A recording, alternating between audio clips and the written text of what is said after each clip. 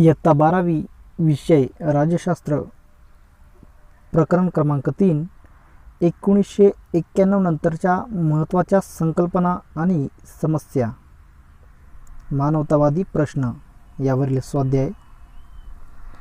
प्रश्न 1 अ. दिलेल्या पर्यायांपैकी योग्य पर्याय निवडून विधाने पूर्ण करा. 1.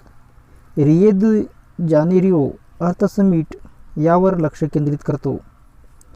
रियो दी जानेरियो अर्थ समिट 1992 जो आहे तो कशावर लक्ष केंद्रित करतो, तर याचे पर्याय आहेत अ. पर्यावरण आणि विकास, ब. आण्विक प्रसारबंदी, क. आंतरराष्ट्रीय व्यापार, ड. लिंगभाव निगडीत समस्या.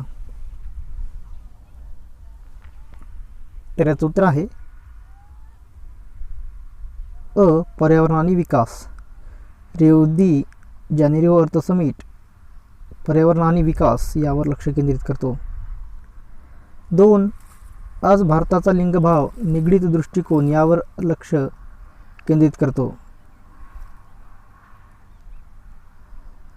पर्याय शिक्षण, लोककल्याण, विकास, सक्षमीकरण. उत्तर सक्षमीकरण. आज भारताचा लिंगभाव निगडीत दृष्टिकोन सक्षमीकरण यावर लक्ष केंद्रित करतो. ब. दिलेल्या विधानासाठी समर्पक संकल्पना लिहा. 1. जास्त उत्पन्न देणाऱ्या जातीच्या बियाणांचा विकास, सिंचन पद्धतीचा विस्तार, हरित क्रांती. 2.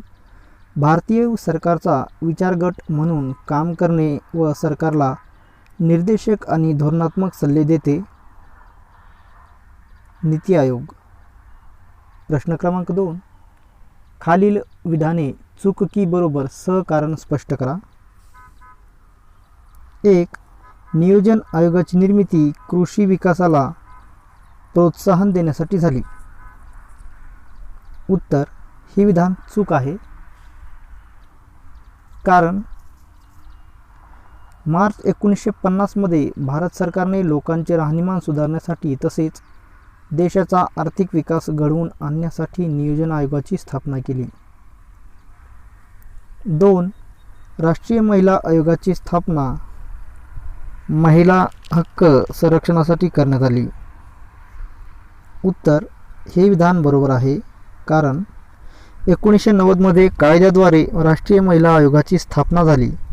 यात महिलांच्या हक्कांचे व कायदेशीर बाबींचे संरक्षण करण्याची ग्वाही देण्यात आली. प्रश्न क्रमांक 3 सहसंबंध स्पष्ट करा. 1. महिला सक्षमीकरण आणि शाश्वत विकास. उत्तर 2001 साली महिला सक्षमीकरणासाठी राष्ट्रीय धोरण तयार करण्यात आले. महिला सक्षमीकरण म्हणजे महिलांचा आत्मविश्वास जागृत करून त्यांच्यात त्यांच्या मूलभूत गरजांची पूर्तता करण्याची क्षमता निर्माण करणे होय. महिला सक्षमीकरणांतर्गत महिलांना शिक्षण, प्रशिक्षण व रोजगाराची संधी उपलब्ध करून दिली जाते. होतकरू महिला एकत्र येतात आणि स्वयंसहायता गटाच्या माध्यमातून स्वतःचा, समाजाचा शाश्वत कायमस्वरूपी विकास घडवून आणतात. 2. गरिबी आणि विकास.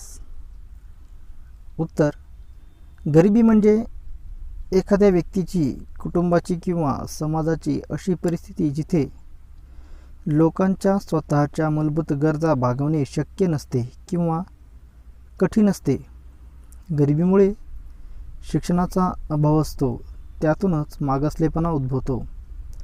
दारिद्र्य निर्मूलन कार्यक्रमाचे उद्दिष्ट अशा दुर्बल, दुर्लक्षित घटकांना रोजगार व स्वयंरोजगाराच्या संधी उपलब्ध करून देणे होय. देशाच्या आर्थिक विकासासाठी दारिद्र्य निर्मूलनाला प्राथमिकता दिली जाते. स्वातंत्र्योत्तर काळात भारताने दारिद्र्य निर्मूलनाला प्राथमिकता दिली जाते. स्वातंत्र्योत्तर काळात भारताने दारिद्र्य निर्मूलनाच्या द्वारे आर्थिक विकासासाठी त्यांचा पाठपुरावा केला. त्यामुळे भारतातील दारिद्र्याचे प्रमाण उत्तरोत्तर कमी होत गेले. त्यामुळे भारताने आर्थिक विकासात मोठा पल्ला गाठला आहे. प्रश्न क्रमांक 4. आपले मत नोंदवा. पर्यावरण संरक्षण ही काळाची गरज आहे. उत्तर होय, हे विधानाशी मी सहमत आहे. पर्यावरणाचे संरक्षण करणे म्हणजे उपलब्ध नैसर्गिक संसाधनांचे रक्षण करणे होय. आपल्याकडे ऊर्जेची साधने मर्यादित आहेत. त्यांचा अतिवापर केल्यास ती संपून जाईल. म्हणून त्यांचे जतन करणे, त्याबरोबरच पर्यायी स्रोतांची निर्मिती करणे आवश्यक आहे. असे झाले तरच आपल्याला पुढील पिढीला काही देता येईल, त्यांच्यासाठी काही ठेवता येईल. अन्यथा प्रदूषण, रोग, पाण्याची टंचाई, जैवविविधतेला धोका ह्या सगळ्या गोष्टीच यांना वारसा म्हणून राहतील. म्हणून पर्यावरण संरक्षण ही काळाची गरज आहे. प्रश्न क्रमांक 5. पुढील प्रश्नांची उत्तरे लिहा. 1. हरित क्रांती म्हणजे काय? तर याचं उत्तर आहे, हरित क्रांती म्हणजे जास्तीत जास्त उत्पादन देणाऱ्या जातींच्या बियाणांचा विकास, कृत्रिम खतांचे व कीटकनाशकांचे वितरण तसेच सिंचनाच्या पद्धतीचा विस्तार होय.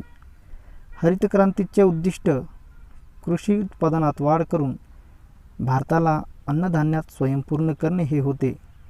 स्वातंत्र्यप्राप्तीच्या वेळी भारत हा कृषीप्रधान देश असून सुद्धा देशाला आपली गरज भागवण्यासाठी बाहेर देशातून अन्नधान्य आयात करावे लागले.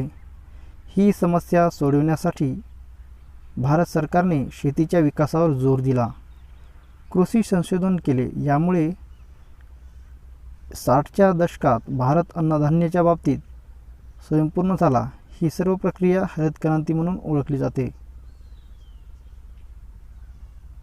2. सक्षमीकरण म्हणजे काय ते सांगून सक्षमीकरणासाठी उपाय सुचवा. उत्तर, सक्षमीकरण म्हणजे अशी प्रक्रिया ज्याद्वारे शोषित व्यक्तींना स्वतःच्या आयुष्यावर ताबा मिळवता येतो. यामुळे जगण्याच्या मूलभूत गरजा त्यांना भागवता येतात. या प्रक्रियेत व्यक्तीस ताकद व आत्मविश्वास प्राप्त होतो, तिचा स्वाभिमान वाढतो आणि अन्यायाविरुद्ध लढा देण्यासाठी बळ निर्माण होते.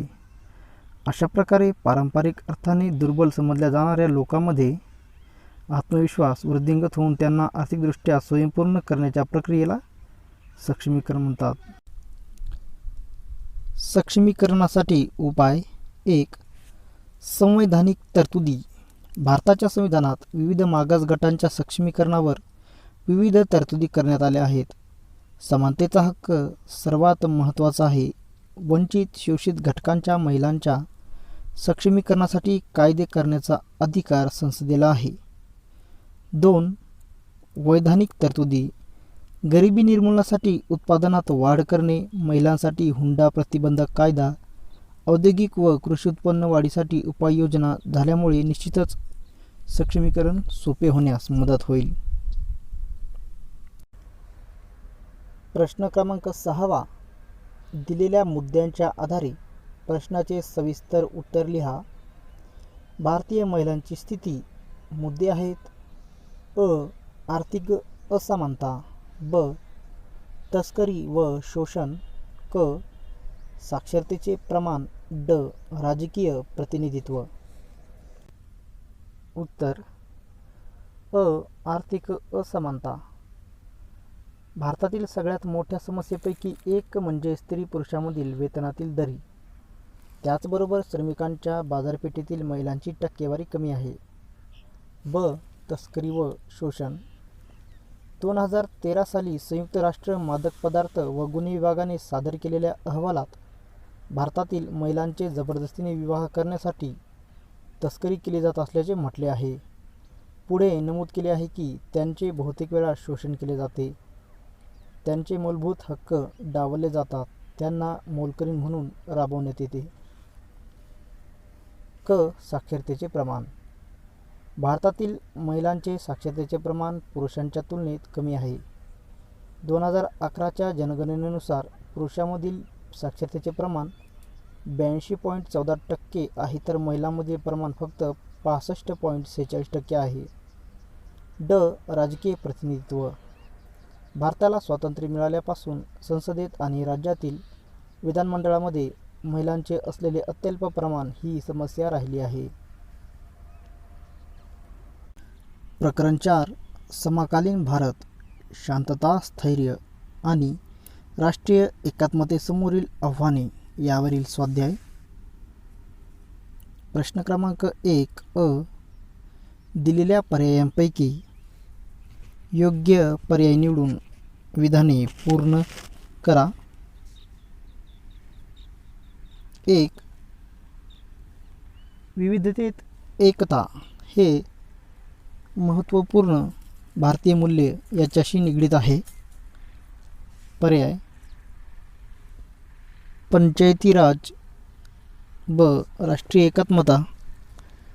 क. राष्ट्र ही संकल्पना. ड. मेल्टिंग पॉट ही संकल्पना. उत्तर राष्ट्रीय एकात्मता. ब. विविधतेत एकता हे महत्त्वपूर्ण भारतीय मूल्य राष्ट्रीय एकात्मतेशी निगडीत आहे. 2. चारू मुजुमदारशी निगडीत आहे. पर्याय JKLF. ब. नक्षलवादी चळवळ. क. हिजबुल मुजाहिदीन. ड. आसाम तेल कोंडी. उत्तर चारू मुजुमदार हे नक्षलवादी चळवळीशी निगडीत आहेत. ब. चुकीची जोडी दुरुस्त करून लिहा. 1. Jawaharlal Nehru discovery of India. 2. Tamil लोकांच्या हक्कांसाठी लढा LTTE. 3. राष्ट्रीय एकात्मता परिषद कलम 370. 4. राष्ट्रीय एकात्मता परिषद 1961. तर याचं उत्तर आहे चुकीची जोडी आहे तिसरी, राष्ट्रीय एकात्मता परिषद कलम 370. तर या जागी दुरुस्त करून जोडी असेल राष्ट्रीय एकात्मता परिषद 1961. प्रश्न क्रमांक 2 अ. गटात न बसणारा शब्द ओळखा.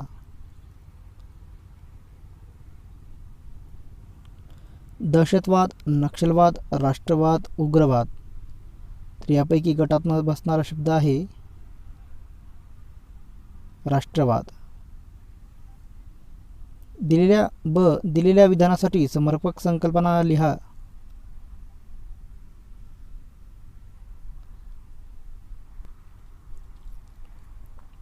1. समाजात भीती, घबराट, धास्ती निर्माण करण्यासाठी हिंसाचाराचा केलेला वापर दहशतवाद. 2. लोकांचा राजाच्या निर्णय प्रक्रियेतील सहभागयुक्त लोकशाही. प्रश्न क्रमांक 3 अ. संकल्पना चित्र पूर्ण करा.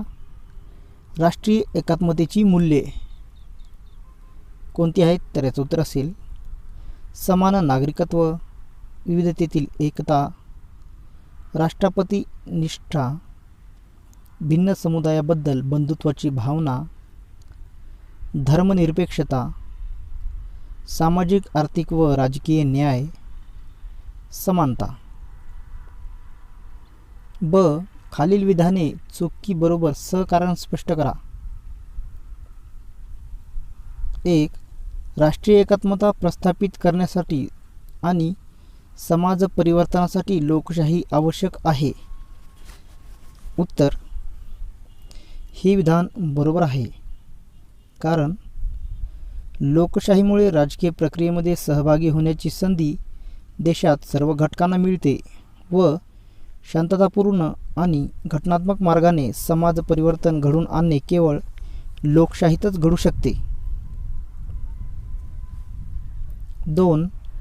भारतीय स्वातंत्र्य चळवळ ही राष्ट्रीय एकात्मतेस पोषक ठरली.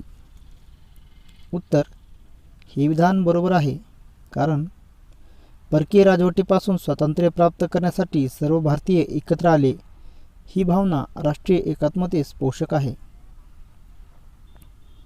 प्रश्न क्रमांक 4 सहसंबंध स्पष्ट करा. राष्ट्रीय एकता आणि प्रादेशिक अस्मिता. उत्तर राष्ट्रीय एकता आणि प्रादेशिक अस्मिता एकमेकांशी विसंगत नाहीत. भारतासारख्या खंडप्राय आणि विविधतेने नटलेल्या देशात प्रादेशिक अस्मितेचा आदर करूनच राष्ट्रीय एकात्मता साध्य करता येईल. राष्ट्रीय एकात्मता आणि प्रादेशिक अस्मिता यांच्यात समतोल प्रस्थापित करण्यासाठीच भारताने संघराज्यात्मक शासन पद्धतीचा स्वीकार केला. प्रादेशिक अस्मिता जोपासण्यासाठी राज्यांची भाषावार पुनर्रचना करण्यात आली. राज्यघटनेच्या 8व्या परिशिष्टात 22 भाषांचा समावेश करण्यात आला. यापैकी कोणत्याही भाषेत राज्यकारभार करण्याची मुभा देण्यात आली. प्रश्न क्रमांक 5 तुमचे मत लिहा. राष्ट्राच्या प्रगतीसाठी शांतता व स्थैर्य यांची गरज असते. उत्तर वरील विधानाशी मी सहमत आहे, कारण कामगारांचे आंदोलने, विद्यार्थ्यांची आंदोलने, शेतकऱ्यांचे लढे, जातीय दंगली व जाती हिंसाचारामुळे देशात अराजक सदृश्य परिस्थिती निर्माण होते. अशा प्रकारे आंदोलने निर्माण झाली तर ती परिस्थिती आटोक्यात आणण्यासाठी शासनाचा वेळ खर्ची पडतो. आंदोलनाच्या वेळी सार्वजनिक मालमत्तेची नासधूस होते. दुर्मिळ असलेली साधनसंपत्ती उत्पादक उपक्रमांवर खर्च करावी लागते. त्यामुळे राष्ट्राच्या प्रगतीत खंड पडते. देशाची आर्थिक प्रगती मजबूत करण्यासाठी या सर्व समाज घटकांनी संयम बाळगणे आणि सामंजस्याची भूमिका घेणे गरजेचे आहे. त्यामुळे देशात शांतता, स्थैर्य वाढेल आणि देशाची प्रगती होईल. प्रश्न क्रमांक 6 पुढील प्रश्नांची उत्तरे लिहा. 1. भारतातील डाव्यांचा उग्रवाद म्हणजे काय?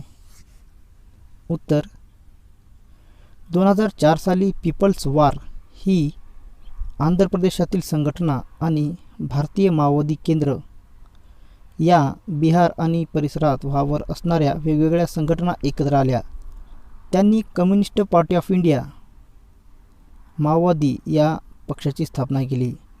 नक्षलवादी चळवळ, जी माओवादी चळवळ अथवा डाव्यांची उग्रवादी चळवळ म्हणून ओळखली जाते, जिथे अन्याय, शोषण, दमन आणि राज्याकडून दुर्लक्षित केल्याची भावना असते, तिथे चळवळ यशस्वी होते. शेतमजूर, दलित आणि आदिवासी लोकांचे समर्थन आहे. ती सर्व शहरी भागात, विशेष कामगार भागात पसरली आहे. या चळवळीचा प्रसार बिहार, झारखंड, छत्तीसगड, महाराष्ट्र आणि आंध्र प्रदेश राज्यात झाला.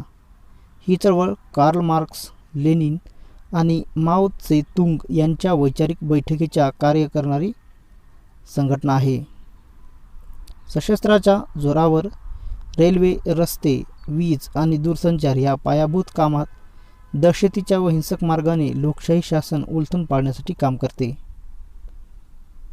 2. जम्मू काश्मीरमधील सीमापार दहशतवाद स्पष्ट करा. उत्तर भारतीय स्वातंत्र्याच्या कायद्यानुसार इंडियन इंडिपेंडन्स ॲक्ट 1947 या ॲक्टनुसार संस्थानांना भारतात किंवा पाकिस्तानात सामील होण्याचा निर्णय घ्यावयाचा होता. जम्मू काश्मीर पाकिस्तानात सामील करण्यासाठी तेथील महाराजा हरिसिंग यांच्यावर दबाव टाकण्याकरिता पाकिस्तानी लष्कराच्या मदतीने टोळीवाले काश्मीरमध्ये पाठवण्यात आले. महाराजा हरिसिंग यांनी भारतात सामील होण्याच्या करारावर सही केली. जम्मू काश्मीर भारतात सामील झाले आणि तेथूनच जम्मू काश्मीरमधील समस्येला सुरुवात झाली. 1965 मध्ये अमानुल्ला खान यांनी पाकव्याप्त काश्मीरमध्ये प्लेबिसाइट फ्रंटची स्थापना केली. या अनधिकृत लष्करी गटाने नॅशनल लिबरेशन फ्रंटने जम्मू काश्मीरमध्ये घातपाती कारवाया घडवून आणल्या. त्याचे नामकरण 1977 मध्ये प्लेबिसाइट फ्रंटला जम्मू काश्मीर लिबरेशन फ्रंट असे नवीन नाव देण्यात आले. ही दहशतवादी संघटना आझादीसाठी हिंसाचाराचा अवलंब करते. या गटाला सहाय्य करण्यासाठी पाकिस्तानी हिजबुल मुजाहिद्दीन या संघटनेच्या दहशतवाद्यांना पाठवले. त्यातूनच आझादीचा लढा हा पॅन इस्लामिक लढा बनला. पाकिस्तानातील IIS ही सरकारी संघटना दहशतवाद्यांना आर्थिक पाठबळ व लष्करी रसद पाठवते. त्यामुळे जास्त जम्मू काश्मीरमध्ये दहशतवादी हिंसाचार वाढला असून राजकीय अस्थैर्य निर्माण झाले आहे. भारतीय सैन्याद्वारा या सीमापार दहशतवाद्यांना चोख प्रत्युत्तर दिले जात आहे.